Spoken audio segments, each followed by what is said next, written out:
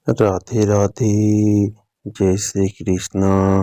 माघ मासे महात्म्य कथा अध्याय 11 में आप सभी का स्वागत है। आप सभी का हार्दिक अभिनंदन है। माघ मासी किस पक्षे एकादशी तिथों में आप सभी का स्वागत है।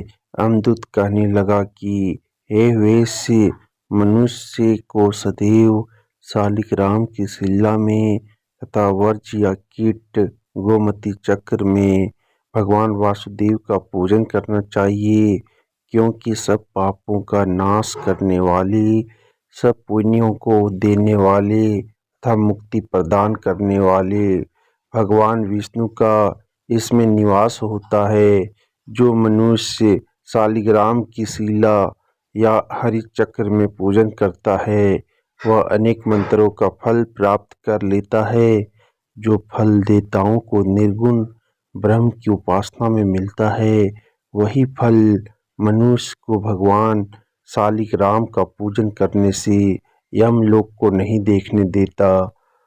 भगवान को लक्ष्मी जी के पास अथवा बैकुंठ में इतना आनंद नहीं आता जितना शालिग्राम की शिला या चक्र में निवास करने में आता है। स्वर्ण कमल युक्त करोड़ों शिवलिंग के पूजन से इतना फल नहीं मिलता जितना एक दिन शालिग्राम के पूजन से मिलता है।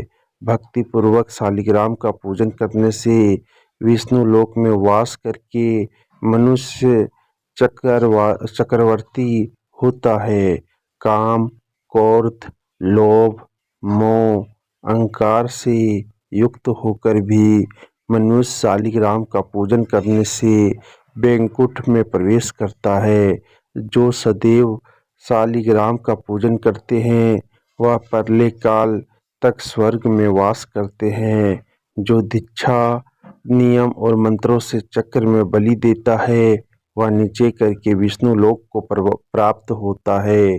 जो शालिग्राम के जल से अपने शरीर का अभिषेक करता है वह मानो संपूर्ण तीर्थों में स्नान करता है।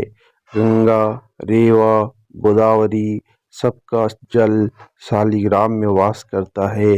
जो मनुष्य शालिग्राम की शिला के सन्मुख अपने पिता का श्राद्ध करता है उसके पितृ कई कल्प तक स्वर्ग में वास करते हैं।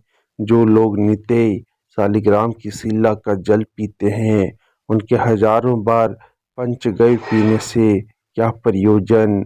यदि शालिग्राम की शिला का जल पिया जाए तो सहस्त्रों तीर्थों करने से क्या लाभ। जहाँ पर शालिग्राम है वह स्थान तीर्थ स्थान के समान ही है।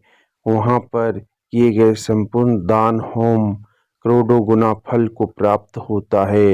जो एक बूंद भी शालिग्राम का जल पीता है वह माता के स्तनों का दुग्ध पान नहीं करता, अर्थात गर्भाशय में नहीं आता। शालिग्राम शिला में जो कीड़े मकोड़े एक कोस के अंतर पर मरते हैं वह भी बैकुंठ को प्राप्त होते हैं।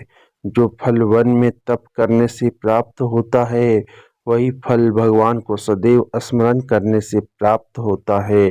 मोहवश अनेक प्रकार के घोर पाप करने वाला मनुष्य भी भगवान को प्रणाम करने से नरक में नहीं जाता। संसार में जितने तीर्थ और पुण्य स्थान है भगवान के केवल नाम मात्र के कारण से प्राप्त हो जाते हैं।